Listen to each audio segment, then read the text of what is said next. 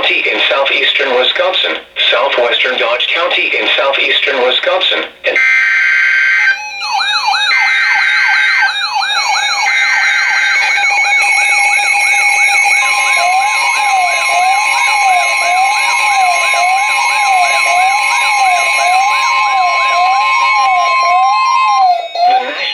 Service in Milwaukee-Sullivan has issued a special marine warning for nearshore waters from Sheboygan, Wisconsin to Port Washington, Wisconsin, Lake Michigan from Sheboygan, Wisconsin to North Port Light, Wisconsin, 5 nautical miles offshore to mid-lake until 6 p.m. At 5:07 p.m., a severe thunderstorm was located near Cedar Grove, or 7 nautical miles north of Port Washington, moving southeast at 15 knots.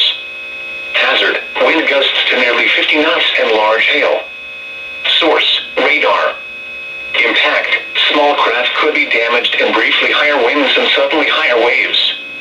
Large hail could result in structural damage. The severe thunderstorm will remain over mainly open waters.